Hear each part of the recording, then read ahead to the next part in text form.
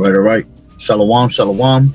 I'd like to start off by saying Barakatah Yahawah, Barakatah Yahawashi, Kol Haloim La Yahawah, Bahashem Yahawashi, Bahashem, Brachak Kodash. Double honors to the elders and apostles of Great Millstone who grew well. Blessings and salutations to the hopeful elect that's scattered abroad, the Akim and the Akwat that's listening in. Yahweh Ratazah, Lord willing, that the lesson is edifying. It's the brother Shuab Omuwan back at you with another lesson and going into the title, all right? Just like Putin is waiting, so are we, all right? And this is based off a video that I ran into on YouTube, all right, that I'm gonna play. It's about 12 minutes long, all right? And the guy that goes in, I brought out videos before on him. He be talking some pretty decent stuff, all right? And basically he talks about how Putin is waiting for a certain move to be done, all right, by the United States because the trap is set for him, all right? And, you know, he's basically waiting for, you know, an all-out war, which I believe they set foot yesterday for a ground attack, all right? They got their boots on the floor, on the ground, all right, ready to go, all right? Have they attacked? I'm not sure yet, all right? But that's pretty much what Putin is waiting for, all right? Because it's probably the worst move that America can make due to the fact that they have no alliance, okay? Shalom, Yahweh Bashem, Yahweh Shabrakatan to you, Malak, all right? And they have no alliance, so it will kind of put them in a bad predicament because no one's there to help, you see? And the same way that we're waiting for Putin, all right? I mean, the same way we're waiting like Putin is, all right? We're also waiting for this devil to make his move, all right? Because what's going to eventually happen is all these nations going to come against America, all right? And it's going to basically push them to bring in this NWO, all right? That's another thing that we're also waiting for. We're waiting for that MOTB to be made mandatory. So Russia, according to the Ezekiel, the 38th chapter, could come into full effect, all right? Where, you know, America is annihilated, all right, by, you know, Gog and Magog, as it says, along with all these other allies, all right, pertaining to Revelations, the 17th chapter, verse 16, all right, that the beast shall hate the whore, all right, because you also have in full effect NATO, all right, starting to back away, all right, the EU starting to not deal with America, you see, and they don't want nothing to do with this war, all right? They see that Iran is giving it to them, right? Handing over that ass whooping, right? So they don't want to be able to be involved with it, okay? Now, if China and Russia, you know, they also join the war, that's just going to be total chaos, all right, for America and their allies, you see? And they don't want their economies to fall, you see? So at the same time, all right, that's why these nations are pretty much backing down and don't want to give America that help, okay? So again, the same way that Putin is waiting for him to make that move, all right, to basically join that war, which they pretty much have officially joined, all right, according to the video I did 2 days ago, based on Israel making strikes on one of their one of Russia's I forgot exactly what it was. I think it was one of their bases, okay, something that was Russian owned. I got to look back at it, all right, because there's so much going on. So based on that, they're already starting to, you know, join the war off of that, okay? And basically, like I said, with this ground war, what it would do, it would basically bring Ezekiel, the 38th chapter, into full effect, where, you know, Israel will end up being annihilated, and then America, all right, according to the scriptures, according to prophecy, the Lord will give Putin that evil thought, all right, to go on to the city of unwalled villages, all right? So let me play the video real quick so you have a point of what's going on, all right, what this guy's kind of predicting, all right, that Putin has in his mind, all right? And there's a couple things that he said that was just, you know, stuck out to me, all right? So let me play this real quick.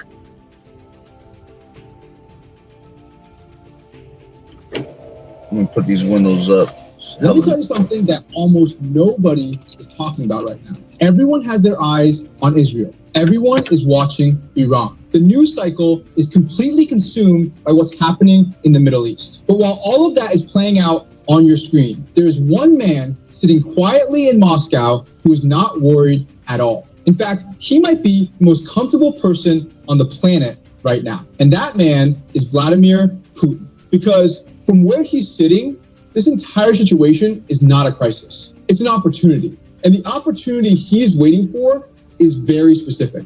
It is not a ceasefire. It is not a diplomatic breakthrough. It is not even a regional war that burns out quickly. The opportunity Putin is waiting for is the moment the United States decides to do the one thing that would change everything.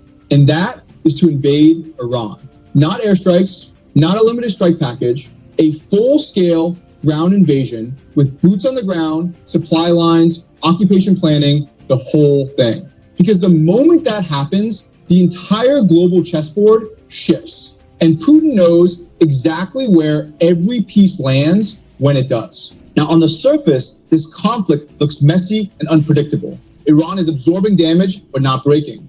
Your W-2 and file your taxes 100% free, plus get your biggest refund. Conflict looks messy and unpredictable. Iran is absorbing damage, but not breaking. Israel is escalating, but being careful not to overextend. The United States is hovering at the edge, trying to appear strong without fully committing. It looks like chaos, but underneath all of that noise, there is a pattern, a very deliberate, very calculated pattern. And once you see it, you cannot unsee it. Right now, America still has an exit. That is the most important thing to understand. At any point today, the United States could step back, declare that it has achieved its objectives, neutralize the threats it came to neutralize, and begin drawing down. That option is still on the table. The door is still open. But the moment ground troops enter Iran, that door closes permanently. There is no clean exit from a land war in Iran. And Putin understands this better than most people in Washington do. Here is why he's being so patient. America is not built for long wars anymore. That is not an insult. It is just a structural reality. The political will is not there. The manufacturing is something heavy. He said that America's not built for ground wars no more. America's not built pretty much anymore for war, period. All right, because when you look at America, America's only strong when it comes to their fighter jets, you know, dropping missiles on people, all right, unexpectedly, you see. But now, as it tells you in Joel, the 3rd chapter, right, the weak are now strong, right? So with all the intel that's coming in from Russia, all right, Russia's helping Iran bring intelligence in, bringing intel, bringing data, all right. Then you have also China that helps, okay, Iran. See, there's no more I can do sneak attacks on these countries, you see. That already puts America at disadvantage, you see. So they're no more powerful like they used to be in World War I, you know, World War II, okay? America had the upper hand in those times, all right, especially when they came with their atomic bomb at that time, all right? But like I said, you know, according to Joel, the 3rd chapter, right, the weak is now saying they are strong. They're now showing their teeth. They're showing their power that they have through the spirit and power of YAHAWAH'S, because it's all biblical prophecy that will happen. You see, yeah, America is not built for anything anymore. They're not a bully no more. You know, their whole entire military is soft as hell. Okay, they got you know, they got a bunch of transformers, a bunch of faggy ass fruity loops, you know, into their military. They got a bunch of women. You know, you got these other countries that basically train on a daily basis and been training for years for this type of opportunity. Okay, you talking about how America's always waged war on all these nations, all right? And what you think they've been doing this whole entire time? They've been prepping themselves, all right, for times like this. You know, you talking about years of Iran building underground tunnels, all right, to be able to use them in a war like this. Okay, so it's no more gonna be in their favor to bully any of these other countries, man. These countries are prepared for what America has to offer. Okay, it don't matter how big their military power is. It doesn't matter how many fighter jets, all right, how many missiles they got. Okay, the Lord is going to soften you up, all right, just as he, just as he predicted, all right, just as he prophesied in the scriptures. See, that's the strong delusion that America has right now. You see, they're under strong delusion, thinking that no one can touch them, right? As a matter of fact, let me grab that real quick. All right. And Isaiah 47.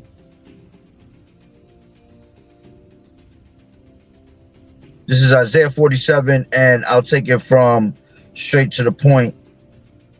7, and it says, and thou saidest, I shall be a lady forever, so that thou did not lay these things to thine heart, neither did remember the latter end of it. You see? So they have said in their mind, all right, that they're going to be forever. They're going to rule forever. You see, that they can never be touched, right? As a matter of fact, you go into Revelations 18, right? And let's take it from, hold on, it's loading up. This is Revelations 18, and let's take it from,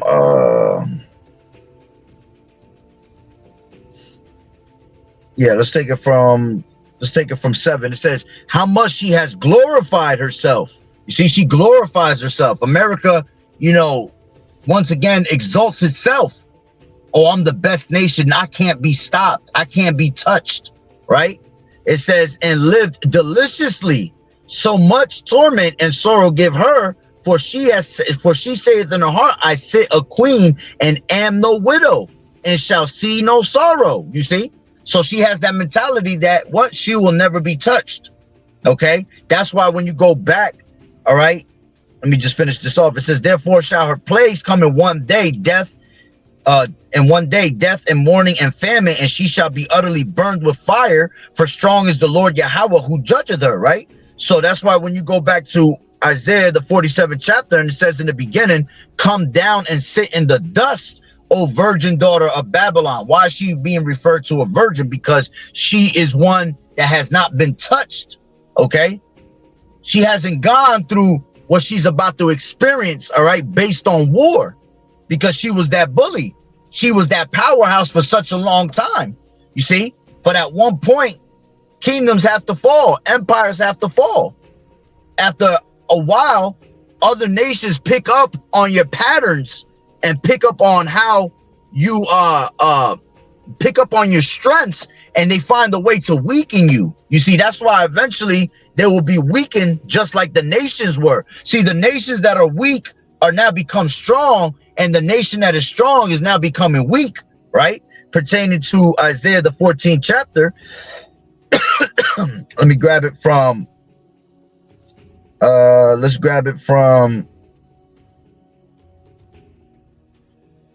let's take it from 3, right? And it says, and it shall come to pass in that day that the Lord Yahweh shall give thee rest from thy sorrow and from thy fear and from thy hard bondage, wherein thou wast made to serve, right? That thou shalt take up this proverb against the king of Babylon and say, how has the oppressor seized and the golden city seized?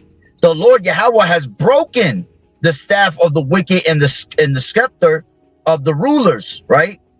It says, he who smote the people in wrath with a continual stroke, he that ruled the nation in anger is persecuted and none hindereth, right? So let me drop down, right, to 9. It says, hell from beneath is moved for thee to meet thee at thy coming. It stirreth up the dead for thee, even all the chief ones of the earth. It has raised up from their thrones all the kings of the nations. You see, so all these nations, right, that have their kings are being raised up. Okay, and that's how you know that there's also reincarnation. Okay, because all these, you had like the Soviet Union spirit being brought back on Russia. You had Iran, okay, that was quiet and weak for a while, but now they're being raised up. and coming back to their natural nature, nature, Salakia, with the Ishmaelites. Okay, so basically the Lord is giving like this revival of all these ancient powerhouses, all right, back to these nations, all right, and he's weakening America itself. Okay, so it says, all they that speak and say unto thee, art thou also become weak as we? Art thou become like unto us? Thy pomp is brought down to the grave in the noise of thy vows. The worm is spread under thee, and the worms cover thee. Yeah, because eventually they will die off. They're gonna fall.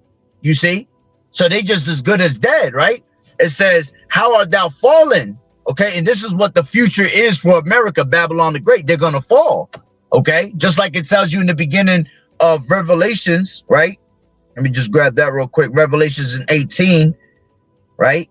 And 2, it says, and he cried mightily with a strong voice, saying, Babylon the Great is fallen, and is become the habitation of devils, and the hold of every foul spirit, and the cage of every unclean and hateful bird. You see? So eventually America's gonna fall. So going back to Isaiah 14 and 12, how art thou fallen from heaven, O Lucifer, son of the morning? How art thou cut down to the ground, which did weaken the nations? You see? So eventually they were weakening all these nations, but now they have been weakened themselves. You see? To the point where you got America that don't even want to fight the war. All right? Jeremiah 51 and 30. All right? Let's grab it from the NLT. It says, thy mighty men, her mightiest warriors, no longer fight. They stay in their barracks, their courage gone. They have become like women. The invaders have burned the houses and broken down the city gates. You see? So these people don't even want to fight in the actual war, trying to find ways to back down. You know, as he said in the beginning of that video, all right, he said that they seem to like, they pose as they're a threat.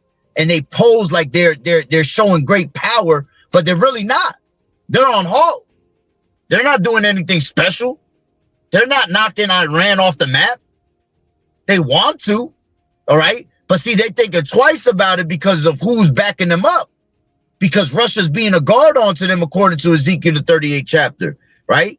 You have Russia being a guard onto them. You have China always also looking out after them, you see? So they know if they make a certain move, they're going to have to face the rest of the world, the rest of the powerhouses. And then they have no backup from their actual allies. So that leaves them what? Bare. Leaves them butt-ass naked. You see? But see, the Lord's still going to put that spirit on them, right? To do what he do. Because just like he hardened in the heart, just like he hardened the heart of Pharaoh, he going to do the same thing for Pharaoh of this time. The modern day Pharaoh, which is basically America and Donald Trump, right? He's going to harden his heart to do exactly what he wants him to do, just to destroy him. You see? So let's go back, all right, to the video.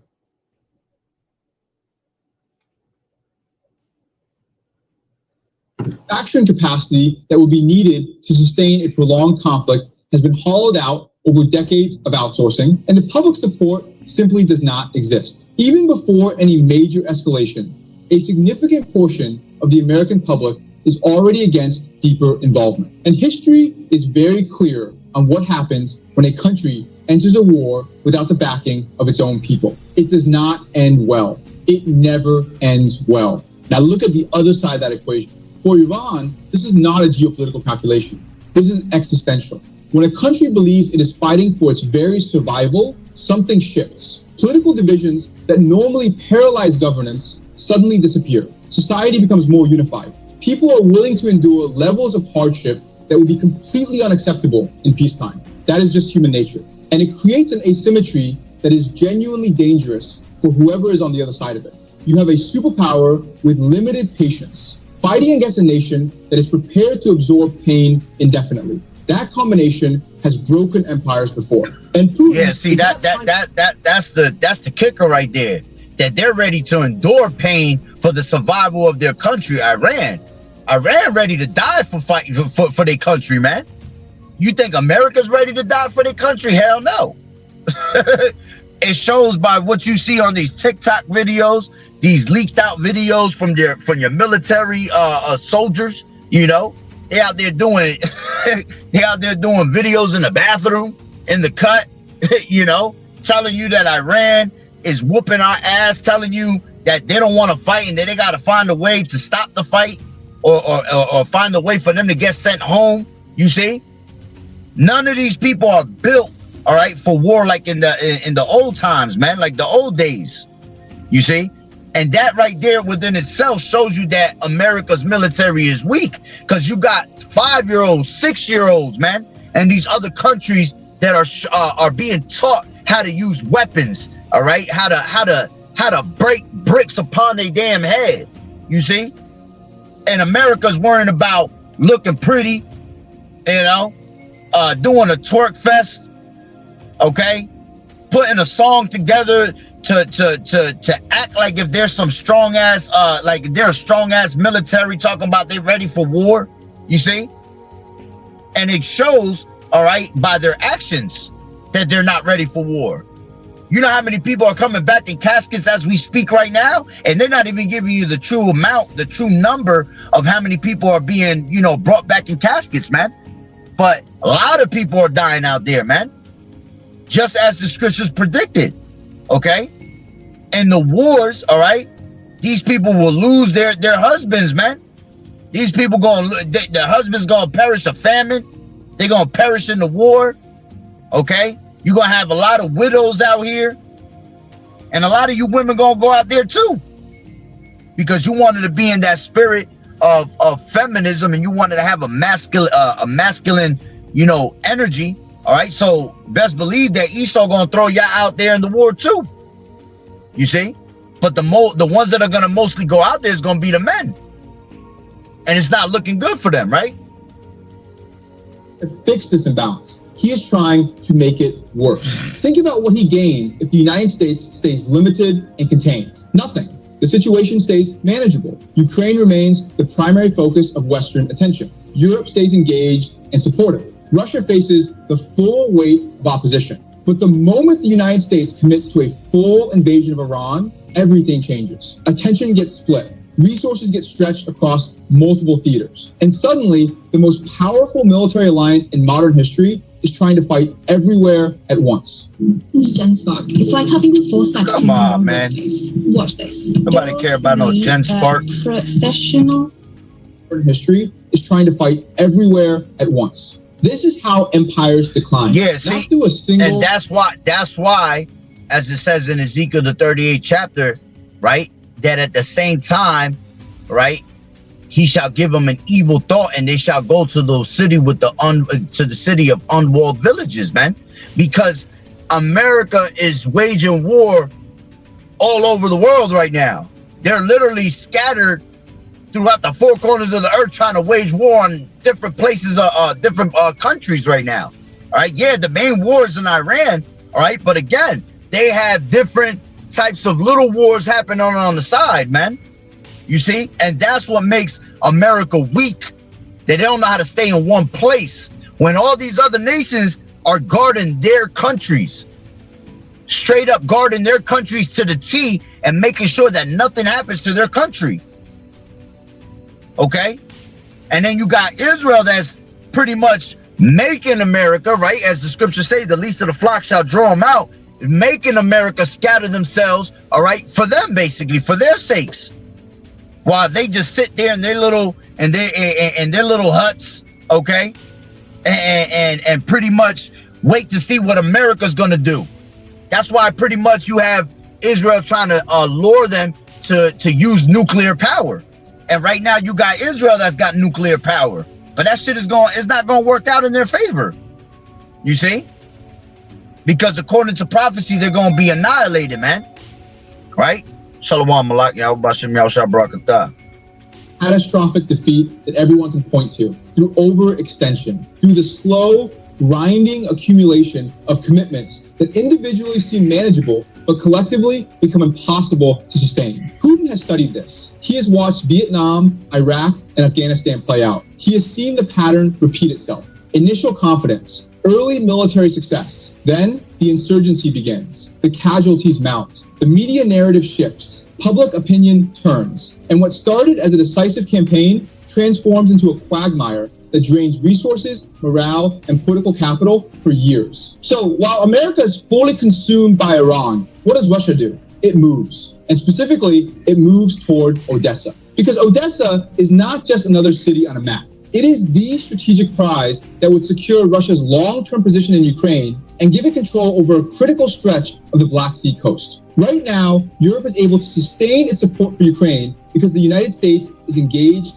and focused. But if American attention and resources pivot entirely to the Middle East, Europe is suddenly standing alone. And the uncomfortable reality is that Europe on its own probably cannot maintain that level of support indefinitely. Russia gets a window, and in geopolitics, a window is all you need. But the consequences do not stop at Ukraine. A full American invasion of Iran triggers a chain reaction that reaches every corner of the global system. Energy markets go into shock. The Strait of Hormuz, through which a significant portion of the world's oil supply passes, becomes a contested zone. Trade routes that have operated with relative stability for decades suddenly become uncertain. And when energy and trade become unstable, every government on the planet is forced to make new calculations about its own security and its own survival. This leads to something much larger than any single conflict. It accelerates the breakdown. And that's why eventually you'll have all these nations turn against America, because they're going to pretty much say it's either going to be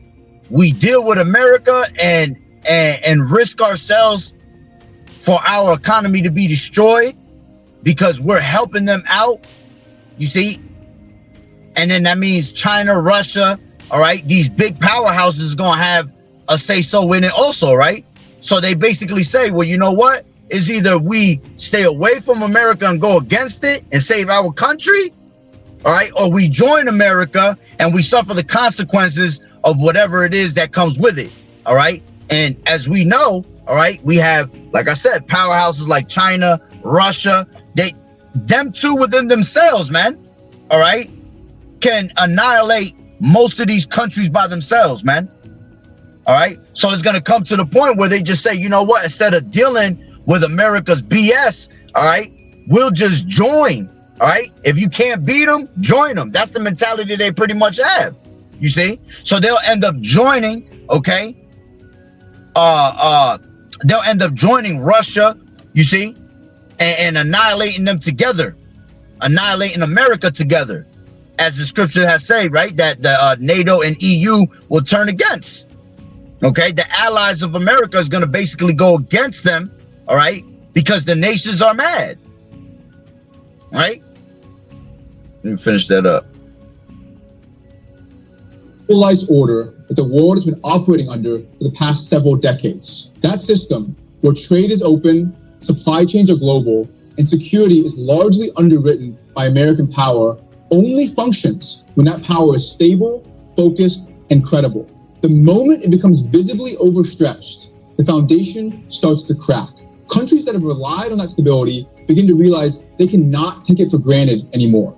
And when that realization sets in, behavior changes fast. You start to see three major shifts happening simultaneously. The first is a reversal of the economic logic that has governed global trade. Countries that built their prosperity on cheap energy and seamless global supply chains suddenly find themselves exposed. So they begin rebuilding domestic capacity, not because it is efficient or profitable in the short term, but because they can no longer afford to be dependent on systems they cannot control. This is already starting to happen. It will accelerate dramatically if the Middle East ignites further. The second shift is the fragmentation of global trade. Grocery store produce have pesticides that can't be washed off, but only a few know this trick to get rid of. Is the fragmentation of global trade into localized blocks. Instead of one interconnected world market, you get several competing spheres of influence. Countries trade within networks built on trust, proximity, and shared strategic interest rather than pure economic efficiency. The world becomes more divided, more insular, and in many ways more volatile because the interdependencies that once made conflict expensive start to disappear. The third and most dangerous shift is remilitarization. When the global system weakens and the guarantor of that system is visibly struggling, every country has to start thinking about its own defense. Defense budgets increase, armies expand. Nations that have grown comfortable with the idea that someone else will provide security start preparing to provide it themselves. And once that process begins at a global scale, the risk of miscalculation, of accidents escalating into conflicts that nobody actually wanted, rises sharply. From Putin's perspective, every single one of these shifts is a benefit, because what they collectively represent is the dismantling of the system that has constrained Russian power and ambition for the past 30 years. A fragmented world with competing power centers and weakened international institutions is a world where Russia can operate with far more freedom. It can pursue its regional objectives. So basically what it does is it's going to collapse the system. That's why he wants it to happen. That's why he's waiting for that, because eventually it's basically America collapsing their own system without them even realizing it. You see? Everybody's not going to deal. Everybody's already in that spirit of not dealing with America. All right. So if we don't deal with America, all right, they could basically collapse themselves. You see, and really what happens is that these nations think that they're going to be next in line, because you got China that thinks they're going to be next. You even got Russia that thinks they're going to be next. All right. Which at the end of the day, the Lord, all right, got them in for a trick bag also. All right. Because none of these other nations are going to rule. OK. YAHAWAH'S is going to rule next. OK. As the scriptures say, Esau is the end of the world and Jacob is the beginning of it that followeth. All right. So everything ends with the rulership of Esau. OK. So no other nation is going to become next and be the next powerhouse. OK. But like I said, what's happening is that America is collapsing their own government by making this move. And he's just sitting back and watching it collapse. Okay. Facing unified Western opposition. It can use its energy resources as genuine leverage rather than just economic tools. And it can position itself as a pole in a multipolar world rather than a challenger to a unipolar one. This is why patience is his strategy. He does not need to escalate. He does not need to take risks. He does not need to do anything dramatic at all. All he needs to do is wait. Because the longer the situation continues without resolution, the more likely it becomes that the United States makes a mistake. And that mistake, specifically the decision to invade Iran with ground forces, hands him everything he has been working toward. People who dismiss the difficulty of fighting Iran are making the same mistake that's been made before every single conflict that turned into a disaster. They look at the numbers on paper. They see the technological gap. They see the difference in firepower. And they assume that translates directly into a quick, decisive outcome. But wars are not fought on paper. They are fought on terrain. They are fought through logistics. They are fought through the willpower of people who believe they are defending their homes and their families against an invading force. Iran has geographic depth that is extraordinarily difficult. Yeah, and that's heavy that he says that, because America just wages war for the hell of it. America wages war just because they want something, right? Because at the end of the day, this devil has the blessing of the sword, right? Not only that, he's a vagabond. He's a fugitive, right? So he's always been a wanderer up and down, you know, the whole entire globe, basically. All right. He has no culture. So he always trying to steal the culture. He always trying to go to someone's backyard and take their, you know, their natural resources, take what's not his. OK. But see, like he said, these other nations base their actual wars on basically trying to save their countries, their economy. America is waging war where they're not even worried about their own economy falling. See, that's why. All right. And that's why it's orchestrated by your own elites, your own government. All right. Because as the scriptures say, he's not a keeper at home. You see, this nigga did not care about any of his own people. But see, these other nations do. OK, so they're going to do whatever it takes. All right. To save theirs, to make sure their economy still stands. OK. And America is just all over the map. All right. And basically no protection at their own home. All right. And that's why these nations are watching slowly them collapse their own economy. Okay. You see how all these other nations are no longer dealing with the petrodollar. All right. Now they're starting to deal with yuans. All right. You see how All these nations have been turned into the BRICS nations, okay? That currency, because that's where the security is at. There's no more security here with America. Even America's allies, right, realizing that, damn, these devils ain't even backing us up and we're their allies. But they're worrying about what Israel wants, what Israel wants me to do, you see? And that's just, you know, that's the collapse of America. That's the collapse of Babylon the Great, okay? That's the Lord, all right, just literally chipping away little by little, okay, from an empire that, you know, is under strong delusion, thinking that they're going to continue forever, right? Military structure deliberately designed to decentralize and survive a technologically superior assault. It has spent decades developing asymmetric capabilities, drones, missile systems, and proxy networks, specifically with this scenario in mind. Even a military victory, if one could be achieved, will be the beginning of the problem rather than the end of it. Because then you are managing an occupation in one of the most strategically complex regions on Earth. And history offers no encouraging examples of how that goes. So when you zoom all the way out and look at the complete picture, what you see is not a chaotic and unpredictable situation. What you see is a very deliberate trap. A trap built not through active manipulation, but through patient observation of American tendencies and historical patterns. Putin does not need to push the United States into Iran. He just needs to watch and wait while the dynamics of the situation pull it in that direction on their own. The critical thing to understand is that nothing about this outcome is inevitable. It depends on decisions, specific conscious decisions made by specific people in the coming days and weeks. The United States still has the strategic clarity and the political space to avoid the overextension that would give Russia everything it wants. The exit is still open. The ability to define success narrowly, claim it, and step back still exists. But that window does not stay open forever. Every escalation narrows it. Every commitment makes withdrawal harder to justify politically. Every casualty creates pressure for further action rather than restraint. And at some point, the logic of the situation starts making decisions rather than the people who are supposed to be in charge of it. That is the moment Putin is waiting for. Not a dramatic announcement, not a single obvious turning point, just the quiet, almost imperceptible crossing of a threshold after which the United States is fully committed and the window has closed. And when that happens, the question is no longer whether America can win a battle. The question is whether it can sustain a global position while fighting multiple wars simultaneously, while its economy strains, while its public loses patience, and while its rivals use every minute of its distraction to reshape the world in their favor.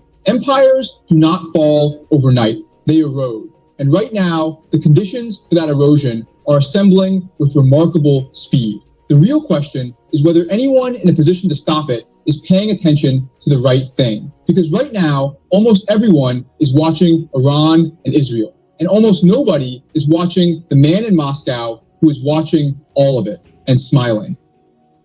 Yeah, and that's heavy because that's who's going to be used to annihilate this whole entire place, man. All right? Yeah, all these other nations are going to annihilate, all right, America also, but the main one is going to be Gog and Magog, as the scriptures tell you in Ezekiel the 38th chapter. All right, so it's heavy that he's just sitting in the cut, like he said. He's just waiting in the cut for this devil to make his move, because then that's when the Lord gonna give him that evil thought. You see, and it's beautiful because see, as the scriptures say, we would have healed Babylon, but right, she is not. She is not healed. You see, she can't heal herself. She has put herself in a situation that she cannot get herself out of it. You see, and that's why eventually, as the scriptures say, all right, it shall return upon his own head. It shall return upon his own pate. All right. He's deceived by his pride. You see, everything that he has done. All right. As a matter of fact, let's end it with this, right? This is 1 second, Slakia. Back out of this.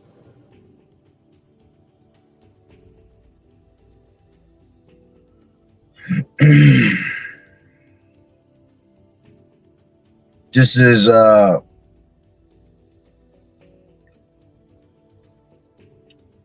Isaiah 33 and Salakia.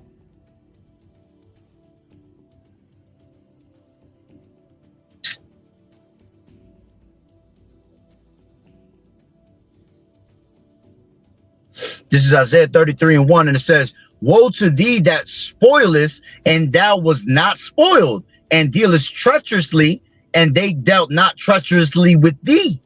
When thou shalt cease to spoil, thou shalt be spoiled. And when thou shalt make an end to deal treacherously, they shall deal treacherously with thee. You see? And that's the thing, man. America has not considered their end, all right? Has not, you know, ever thought that there will be an end to their wickedness, man. You see? Because they're so caught up in that wickedness, they're so caught up, all right, and just, you know, destroying everything around the world, that they think that they will never be destroyed. You see, and the Lord gonna put the spirit on all these nations, all right, to do exactly just that, okay, to destroy it all at once. Why? Because Babylon has been a golden cup in the Lord's hand, okay, and that's why the nations are mad. Because they've been in rulership so long, and they've been saying to themselves, yeah, when the hell are these devils going to be taken out of rulership? You see? When is the chaos going to stop with America, of them trying to bully everything, man, and take everything from everyone? You see? And that day is coming, and it's going to end with them. That's why everything here, all right, just period in the world is going to end. All right, the earth itself is not going to end, right? Because the earth abideth forever, right? But the end of this era, the end of this rulership, the end of this reign, all right, that this devil has had, all right, as the scriptures say. All right, let's end it with that. This is Ecclesiasticus 10 and this is 10 and let's take it from 8, and it reads, because of unrighteous dealings, injuries, and riches got by deceit, the kingdom is translated from one people to another. Why is earth and ashes proud? There is not a more wicked thing than a covetous man, for such as one setteth his own soul to sell, because while he liveth, he casteth away his bowels. The physician cutteth off a long disease. You see, that's what they've been. They've been a long disease for a very long time.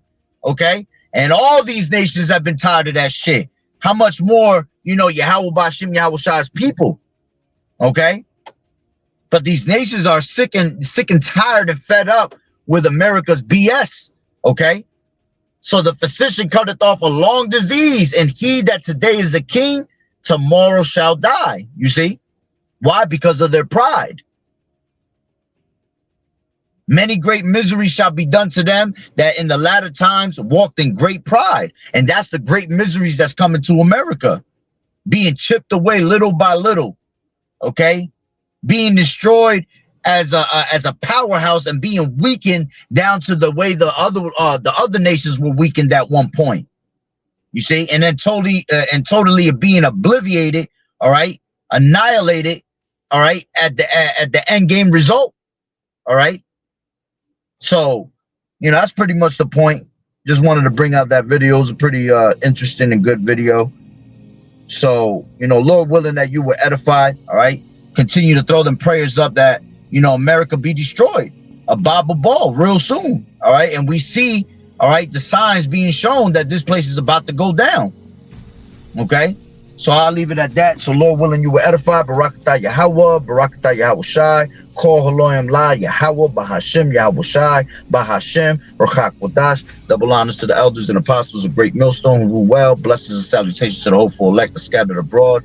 The Hakim and the Akwat that was listening in. Yahweh Ratazah, Lord willing that the lesson was edifying. To the next one, Shalom. Keep fighting the good fight of faith, enduring as good soldiers of Yahweh Shah. Shalom.